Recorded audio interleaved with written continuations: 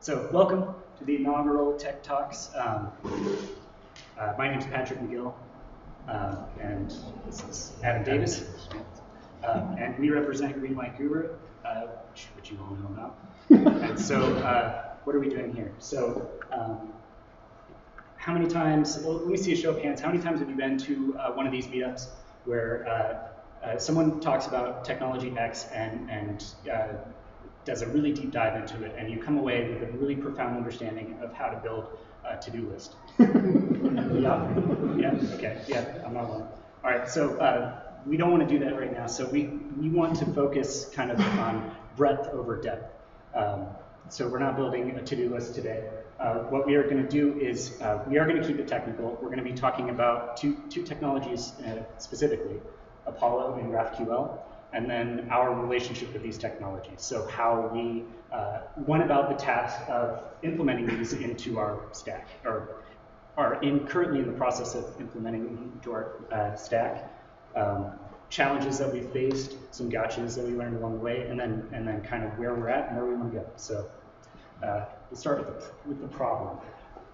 Yeah, so before we have a new solution, we have to have a problem to solve, right? And we have a big problem to solve. We are a traditional REST application, and we have a whole lot of data, right? But more importantly, we have a whole lot of edges between that data, right?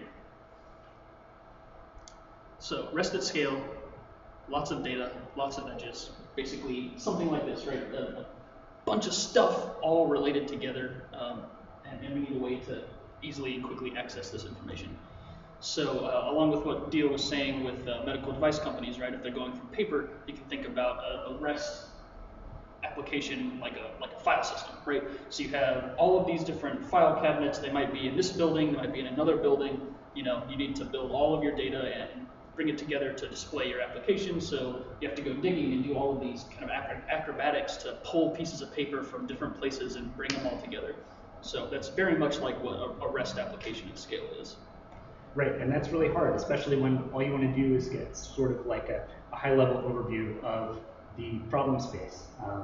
When you're rendering a page, it's no different. I just want to grab the pieces of information from all of these different locations in our domain, and no more, no less, right? So REST does, sort of requires you to be like this guy, where you are performing a lot of these acrobatics. So we can do a little better than that. So in the past, we've used a tool called EmberData. And so what EmberData is, it's a front-end cache client for Ember applications. And it serves as an interface between the developer and your REST backend. Provides a high level of abstraction on top of it. A nice API where you can compose these queries and navigate your domain model to grab the pieces of information that you want. And it has a lot of benefits, right? So I mentioned caching. So it can do the tricky job of keeping data stored locally that you've already fetched so that you don't accidentally make too many requests to those endpoints. Allows for querying, so it creates a nice expressive way of asking for data over your REST backend. It implements types, kind of, sort of. So you can do some validation on the data as it's going across the wire. But it has some drawbacks, and a lot of those are sort of fundamental with REST. So as your domain grows, as your data points become more interconnected, you have to make a lot of these requests over the wire to render these really complex pages. So that generates a lot of network traffic, as you can imagine. So a lot of things going over the wire. And in addition to that, so EmberData needs to know about your data model before it can do anything, right? So if you've ever worked with EmberData, you know that you have to build a schema so EmberData knows how to translate these expressive queries into the REST calls that you want to make, ultimately, which is troublesome, especially if you don't want to create that tight coupling between your backend and your front end. Anytime you make a data model change, you now have two areas where that change needs to be made. It requires a close conversation between your front end developers and your back end developers, if that's how you're organized. That's something that we've experienced quite a bit. In addition to that, REST is greedy, right? So imagine I'm rendering just a list of users, and all I want to do is display their username and their profile picture. I don't care about their contact information. I don't care about how many documents they're related to. But with REST, it's likely the case that you're just going to get all of that data anyway, whether or not you ask for it. So, that's what we mean by greedy. You end up throwing away a lot of this data that you don't necessarily need. It just kind of exists in memory. And so, you know, as our app has grown, this has become more and more of the reality for us, and we think we can do better. So, some motivation from Shadowbug. Yes, we can. Yeah, so the theoretical solution, right? This is our problem. We have all of this data, and we have all of these connections, and we need to find a succinct and performant way to bring all of this information together, right? So here's our image of what our data looks like, right? And what do you know? GraphQL looks just like it. That's totally on accident. Purely coincidence. Talk over. So here's an example of what a query language, what GraphQL looks like. So this is our schema. We're talking about a system that has people that write articles and there are posts about those articles. You can see we have some scalar bits of data here, right? We have a name, email, etc. We also have relationships between these models, right? A person has articles that they've written. An article has its author and also comments, and the comments have an author and also a link back to the author, to the article. So you can see here we have all of these different interrelated linkages where you can kind of get at any piece of data from anywhere else, right? And this very much mirrors what our data looks like, right? It's all grouped together. So if you were to query against this, this is what that looks like. So this looks JSON-ish, right? It's not quite JSON. There's no commas between lines or anything. So this is their query language that you write queries with. So what this is saying is I want to get the article with ID 1234, right? And you tell it exactly what information you want. I want the text of the article. I want just the author's name. I want all of the comments and this information about it. And that's it. You've now told the server exactly what you want to get out from this query. And this is what the response looks like. Right, so this is the response from the API call, and you can see here we have the text, we have the author, we have the comments, we have everything that we asked for in exactly the way that we asked for it, right? And it knows, you know, comments is a zero-many relationship, so we get an array of them back. Author is a single, so you get one author back. So you can tell it exactly what you want at any given time. So on the backend side, we use a thing called GraphQL Java. Which is based on the JavaScript reference implementation. So for all intents and purposes, it's the Java reference implementation. It's got a bunch of sensible defaults, so it follows Java bean notation for accessing data, where you can get really, really customizable down to the field level. Here's an example of what that looks like. So taking the same schema here, this is part of it, right? This is a person, right? So we're defining the same things. You can see the type is called person. You can see the scalar fields, and you can see what we have the list of articles, right? And what this has that the schema didn't have is the concept of a typer of a resolver, right? This data fetcher here, which is how we tell GraphQL how to load data from our server. So it's just a function, right? All of the resolvers are just functions. So we can take advantage of modern Java and use lambdas to load these things, and we can also get much more complicated and build out a whole class hierarchy to build these things. So this is really exciting because it gives us, at the field level, a way to tell the server exactly how to load this data. And then the last bit of it is actually executing a query, right? So once we've built up that schema and we now have a reference to it here, we just get a query directly from the front end, execute it, get results, and just return them out. That has the data already built in. You know, it followed our fetchers and returned all the data that the front end wants. Right, and so now we get to the part where the front end has to consume this data. So we have our GraphQL backend, and there's this wonderful tool called Apollo out there, which is a framework-agnostic GraphQL client. It's vanilla JavaScript. It has a lot of bindings for different frameworks, most popularly React, but we'll show you how we can use it in an Ember application, which is what we're doing. So it's a fully featured production-ready GraphQL client. It has all of the nice things that you would expect out of the client. It allows you to declaratively bind data to your view layer. So you can write these really excellent GraphQL queries, and you have this really declarative way of saying exactly what data you want in the shape that you want it. And then you can bind that with your view layer really effectively. And then here are all some of the nice things that a robust client offers, like queries, caches, caching mutations, optimistic rendering, subscriptions, pagination, server-side rendering, prefetching, more and more and more.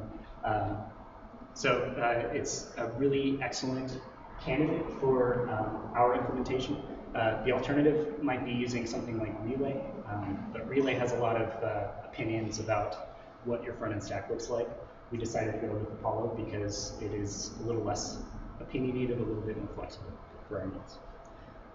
So specifically, so I mentioned we're an Ember app, specifically an Ember CLI application, and so if you know anything about Ember CLI, you know how wonderful the add-on ecosystem is.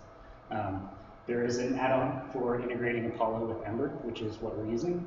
It's called Ember Apollo Client. And then, so here's how you configure it. So in your environment.js file, you can see that all I'm doing is saying, telling the Apollo add-on where my GraphQL endpoint is. That's it. As long as you have that endpoint, that's all you need to integrate with the GraphQL backend. You can get more complex with that if that's what your needs are. There's a bit more configuration that's optional, like adding authentication stuff to headers and stuff like that. It's all doable, but for all intents and purposes, this is all you need. And then so what that looks like. So using this add-on, you can see we're importing this thing called a route query manager. It's an Ember mixin. So you just mix that into your route, and you have access to the Apollo API through a service that the add-on provides. And so I've mixed it in, and now I can use it. So all I'm doing is I'm returning a response from calling the watch query method, which is on the Apollo client. And I'm giving it a query that I want to run, and giving some variables that I want to pass into that query. And what this is going to resolve is the results from running that query. But more than that, it's also going to resolve an object that acts like an observable that will emit events whenever this query updates in our cache. So now we have our model will react to updates in our cache. So it does a lot of the reactive data binding kind of stuff for us. Okay, so that's the theory. We know we would like to use these tools. So the real question is where to begin. So we're currently sitting on a mountain of technical debt. It looks kind of like that. We have Ember data all over our application. And we have these REST endpoints on the back end. So how do we implement this migration from one data layer to another? So we have some options, right? We could rewrite it from scratch, but as you all know, that's not going to happen. Our business needs are such that we can't really afford to take the time to spend such a dramatic effort to rewrite our application like this. So, I love this picture because this sort of emphasizes our situation. If we did that, it would be like trying to disassemble and reassemble a rescue helicopter while it's trying to save people. So the other option is to adopt it incrementally. You probably guessed that's where we were going, hence the name of the talk. So here's how we did it. So first things first, we have to have backend support, right? You can have an amazing, perfect front end, but if it doesn't have something to talk to, you can't do anything. So on the back end, an incremental approach here. So like I talked about, it's completely disconnected from the ORM, which is nice, right? We don't have to build the whole thing out. We can pick and choose what we want to move over at any given time. We're going to move the project module over. Okay, we'll do that. We can leave everything else alone, going through the REST endpoints, and we can start to move forward that way. Where this gets interesting is with the way that our mutations work, right? Our update, delete, create operations. Since we're such a REST-based application, all of that goes through the REST resources, right? So we have a business engine that takes care of that for us, right? But the entry point into that business engine is through the REST resources. So how do we use that same code path, right? We don't want to rewrite how we're doing all of our data operations, but let it work in both the old resource-based world and in the new GraphQL world. So a mutation is basically just it's a query with side effects, right? So it uses the same sort of resolvers and data fetchers that queries do. So what we're doing is basically right now our mutation resolver is a thin wrapper around our REST resources. So the technology we use on the back end for dependency injection and all that is Spring. So we're taking advantage of that. We're pulling all of those REST resources together and basically faking API calls directly to those resources. So there's no difference to our business engine between a call going through the GraphQL mutation resolvers and what's actually coming through the REST resource, because they all actually go through the REST resource. So that gives us a single code path and an easy way to start migrating towards the new world. Yeah, so there's also a range of front-end challenges to this approach, right? And I think it's important to point out the elephant in the room, and that is we are still using EmberData. We have to keep using it because we have features that depend on it. So as we're incrementally phasing it out with Apollo, the real challenge becomes how do we keep these two data clients happy? The short but not so simple answer is to keep the caches up to date. So that kind of works two ways. So whenever we are building a new feature with this Apollo implementation, we perform a mutation. That comes back with a response with some mutated data. Now we need to inform EmberData of that change, because it's very likely that EmberData has already cached a thing of that ID, and now it needs to know what that new stuff is that changed. So here's what that looks like in simple terms. So here we have a method called updatePerson. It takes a new person that we want to mutate, and then it calls the mutate method, which is provided by our Apollo client. We give it a mutation, so that's just another GraphQL mutation query, and some variables, so the new person the new fields on the person that we want to provide. And then this is the important part. So there is a part of the Apollo API has this thing called update. This is actually a really powerful tool. What it's used for is doing complex updates to Apollo's own cache.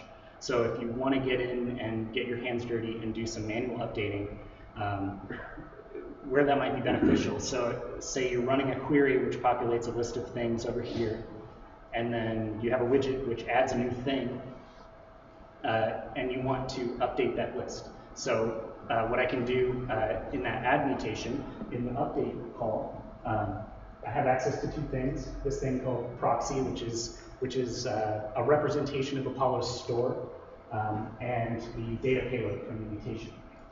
And so what I can do is I can read a query directly from Apollo's cache, update it with the new data changes, how I want it, then write it back directly to the cache. So that's what this update function is used for. Now we can opportunistically use this function to also keep EmberData's cache in sync. So EmberData has an imperative API for doing that called push payload. So theoretically, we could take the response from our mutation, push it into Ember's cache, and now Ember is up to date. Realistically, you might need to massage that data a little bit to get it into the shape that Ember is expecting. We've actually extracted that out into a helper method that works pretty well. So it's just a one-line code there. We didn't include that method here because you can imagine it's kind of complex and scary looking. We did want to show you guys. And then the flip side of that. So now we need to update Apollo whenever mutations happen via EmberData. So it's the same concept, right? So we have a method here which updates Ember data thing, calls the save, which triggers the API request. And when that's successful, then we can write a fragment to Apollo's cache. Similarly to push payload, we have the thing that is being updated, the new fields, and we can create a fragment query. We have an ID of the thing so that Apollo knows where to find that in the cache, because it normalizes its cache by ID by default, and then the new data and just push it in there. So you might say that this is a little bit of boilerplate, and you wouldn't be wrong. It's kind of a little bit of give and take here. So we can minimize the number of times that we have to do this by sort of artistically drawing the lines between our refactors. So currently we're developing a feature that is kind of encapsulated and doesn't really depend on, like, there is a clear distinction between the data requirements of this module and data requirements of other modules. And as long as you're able to do that, this is pretty manageable. I can imagine that this is not a perfect solution, and that's what we're doing. So it works for us. There are some gotchas to using this new approach. So Apollo client is interesting. If you've used Ember data, you know that it can feel a little bit like a black box, right? So with Apollo, we already saw an example of how the developer's relationship with the cache can be substantially different than with Ember data.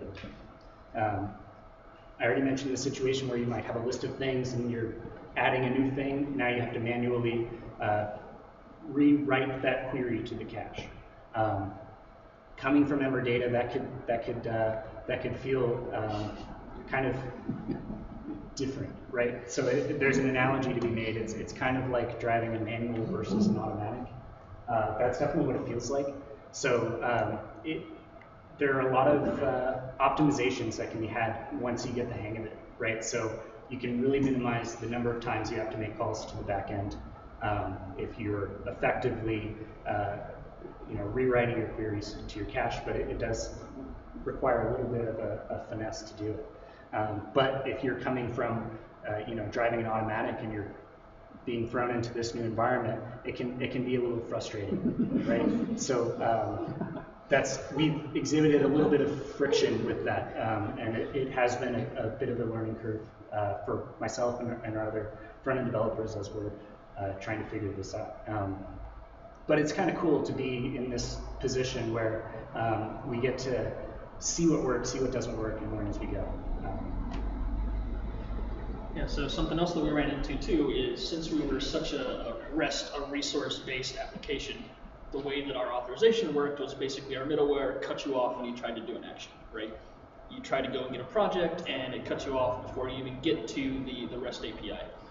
And that works great when you're resource-based, but if you go into GraphQL, you have potentially this huge tree of data that you load at once, right? So how do we use the same authorization function and have it potentially be hit, hundreds of times in a single request? And our auth service is a separate microservice right now, and the way that conversation happens, that's potentially a whole lot of network traffic back and forth. So what we ended up doing was basically having an embedded version of that auth service that is used just for GraphQL. So everything's now co-located in the same location, right? So when you're asking all of those different queries for, can I do this thing, can I do this thing, it's not as much back and forth across the pipe. So that was something that we had to kind of figure out when we started using this and realize, oh wait, we need to kind of work this out and do something a little bit different. So some of the kind of benefits that we discovered as we were working with this, it really encourages a component-first development on the front-end side, right? So you can co-locate your data, your functionality, and all of your GraphQL queries in one component, right? So you go there and you have a full view of everything that you're trying to do with this component, right? The example that Patrick had up here showed that too, right? You see the GQL code was right there in the middle of everything, so you don't have to go a whole bunch of different places to figure out what one component is doing. It also allows us to think about performance at the field level, right? So the resolvers that I talked about, those all happen at an individual field. So we don't necessarily have to worry about what's it going to cost for this entire model to go across the pipe, right? Because that's not really what's happening anymore. What we have to worry about is how expensive is it to compute this single field, or anything like that. So it really lets us get super granular about worrying about performance, yeah, it's great. We can do some things where we can have some fields that have a whole lot of computation behind them, and before we were afraid to put them in our models, right? Because they're going to get computed every time, so they're going to go across the pipe if they're only actually necessary in like one-off situation. But now we make it a part of our GraphQL schema, and you ask for it when you need it, right? So the place that needs that highly computational field can ask for it, and others can ignore it, and they just don't suffer the penalty. So that's kind of where we're at. So we're living this this world now where we have 2 data clients on the front end, and we are rerouting our business logic through our previous REST endpoints to our business engine via our GraphQL resolvers. So where do we want to go from here? So the first thing we want to do is we want to say goodbye to Ember data. That's huge for us. We would love to be able to entirely phase it out eventually, right? So we now have the opportunity that we can do this in chunks at a time, and it's very possible that we will be living with both data clients for a while now, but the end is in sight, which is exciting. We also are really excited about this single source of truth, right? So we no longer have all of these different resources that we have to go through. Everything funnels through GraphQL, right? And that's not just things that exist in our primary client database, right? It can be other things. We have some Elasticsearch queries that we run through GraphQL right now. Client doesn't necessarily have to care, right? We're just routing it somewhere else. Our Auth services, again, are talked about that. We moved that through, and integrations, as we start moving forward and building out more of those can all go through this single entry point for the front end. So we've already got the contract figured out, right? Now we just have to extend the schema, and that prospect is super exciting. And this list is not going to get smaller as we get bigger, right? So having this solution in place and a single mechanism to access all of this data is really fascinating and super exciting moving forward. We also want to phase out those standard REST resources, right? So I talked about for the mutations, we are rerouting through our REST resources to the business engine, right? We don't need to do that, right? If we can phase out those REST resources, we can go directly to our business engine and cut out the middleman, as well as routing directly to all of those other services that I just talked about, right? Some other exciting things that are possible with this stack, subscriptions. So we talked about querying and mutations. The GraphQL spec also outlines this idea of subscriptions, where you can write a query that looks very similar to the queries that we saw earlier, but this is a live query that will transfer data over a WebSocket connection. And so now I can write a component, and I can declaratively say that this component cares when posts are added. And so as long as this component is rendered, whenever there's a new post added, it will be pushed from the GraphQL endpoint directly to the client, creating this nice low latency update, real-time functionality that we're all super spoiled and take for granted. In addition to that, whoa, there we go. We mentioned that we can do some real fine-grained performance at the field level. We can think of performance at the field level. That's because on the back end, at the schema, each field is associated with a single resolver function.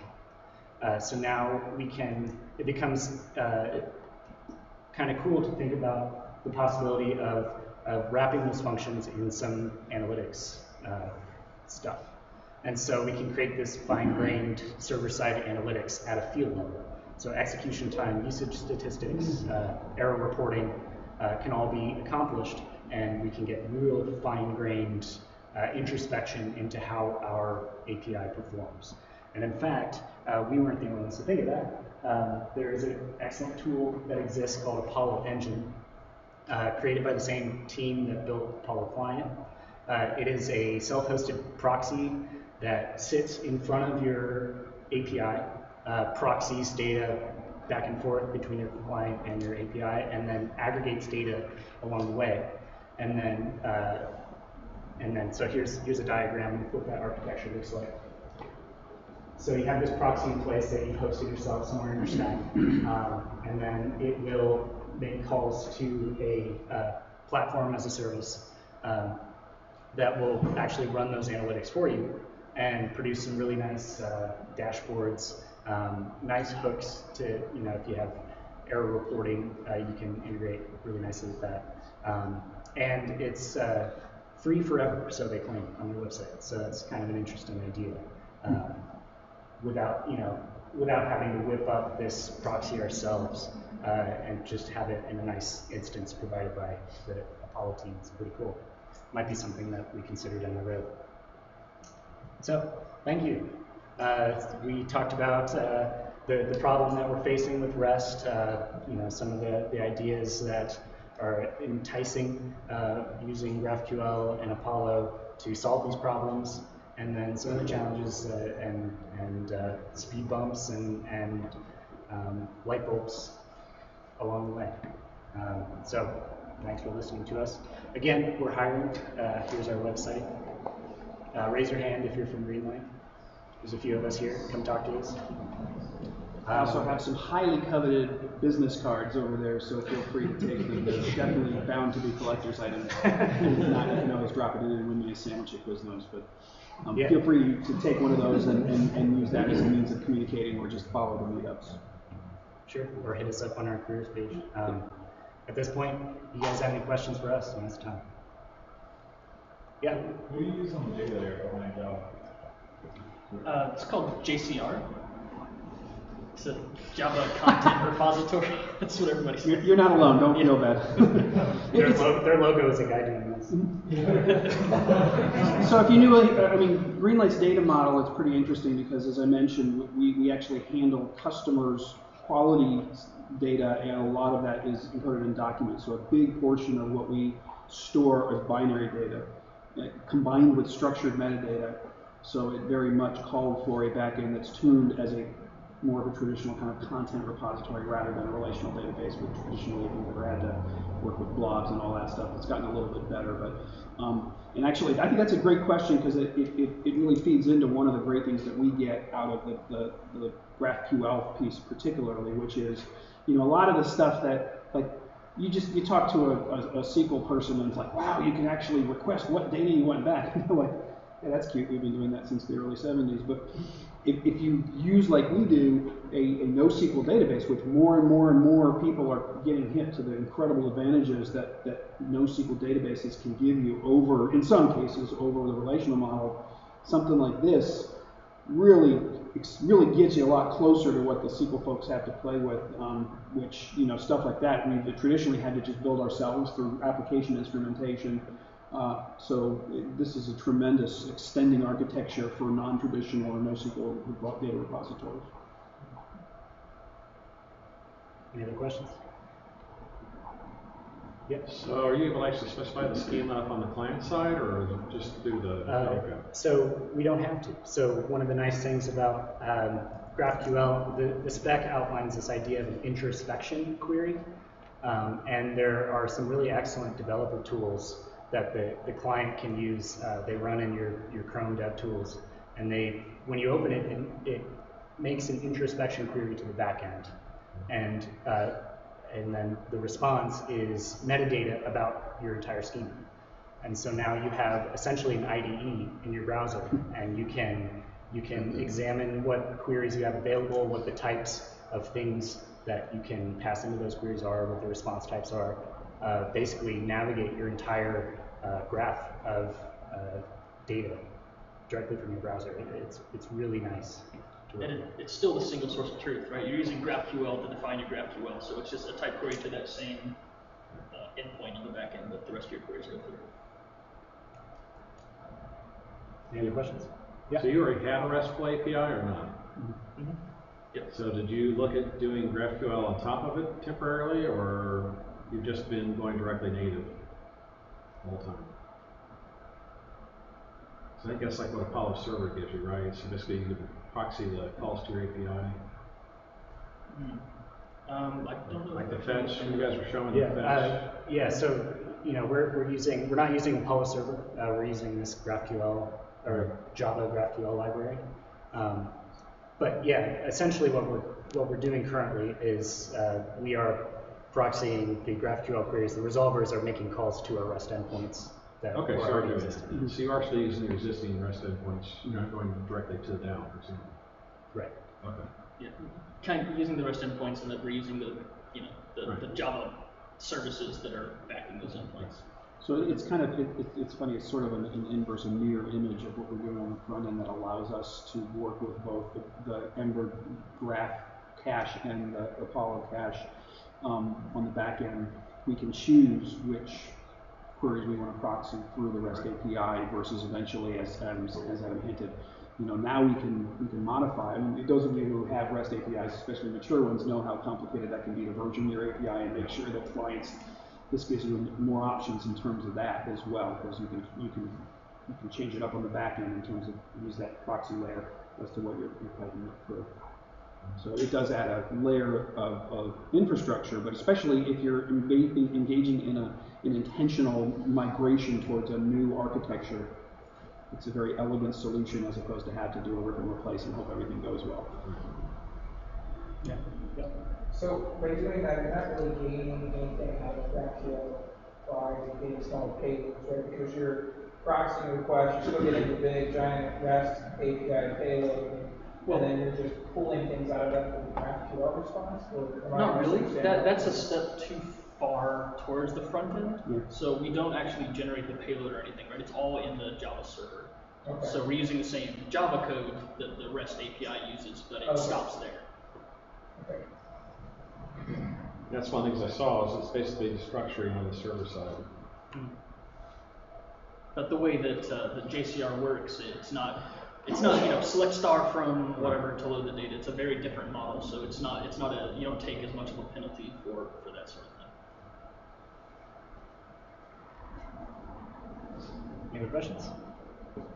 Yeah. What were the primary drivers for you to want to adopt this? Is it the overfetching of the binary data, or a lot of that, and also the tight coupling that we had between our backend developers and our front end developers.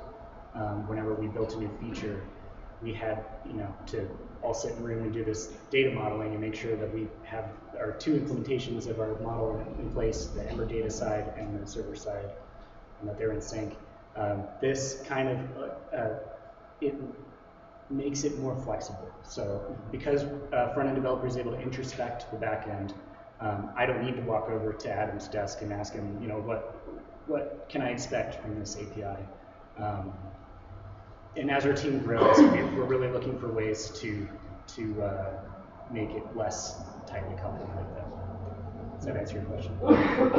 For the system architects of you, among you, you probably are familiar with like evolving an application where maybe you don't have 100% great idea of exactly where it's going to add up in terms of the overall complexity. When we started, we had an idea of what we wanted to attack, but 4 years, a lot of opportunities come, we build and build, and having an architecture with a little more infrastructure but a lot more flexibility as the complexity grows and being able to manage that is an invaluable thing. We were finding with Ember data that because of the kind of black box aspect that Patrick mentioned, it would go off and do things on our behalf that sometimes we didn't want it to do, and that only gets amplified as your domain complexity grows, particularly as your relationship grows.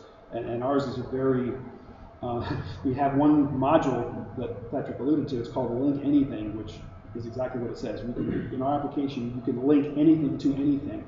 So those of the SQL people can, what that means, right? Join tables galore and horrific right out of joins and all of that. In our model, it in some ways is even worse. When Ember data tries to make sense out of that. So giving this a big motivation was to seize back some of the control, not just of the data, but of the operations. Yeah.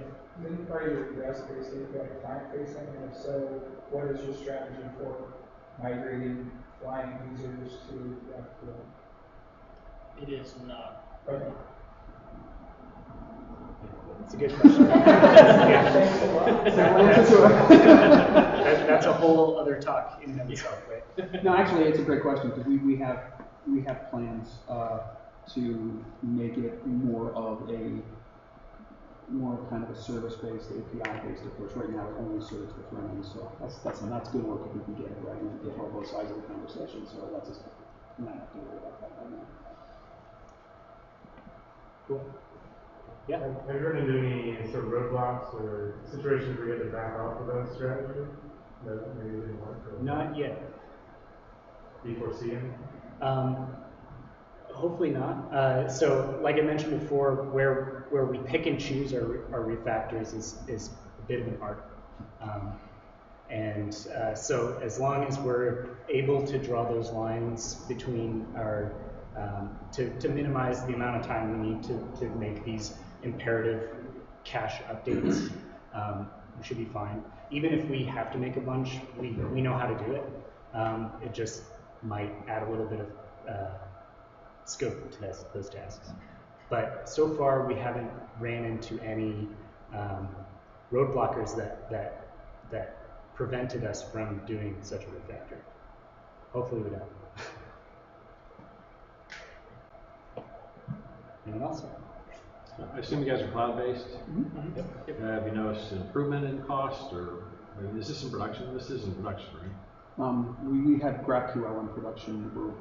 Our next release, we're incorporating the Apollo clone in our new features. So have you just on the server side, have you noticed any decrease in traffic and cost, or? Yes. I mean, particularly on the data that gets pulled into the front side models and Ember, the version of Ember data that we're using, depending on certain permutations, can take Chrome and choke it to death in certain situations, and that just goes away in this particular case because it pulls certain asynchronous data floods down to a controlled data trickle, or data stream. And the rendering, the client-side rendering is just as fast because you're only getting the data in the one stream. So theoretically, it makes sense that we should see some diminishing costs because we are just making fewer requests. You know, this is a relatively new strategy for us, so we haven't collected a ton of data on that yet. But that's something that we're definitely keeping an eye on. Any other questions? Cool. Well, thanks, guys.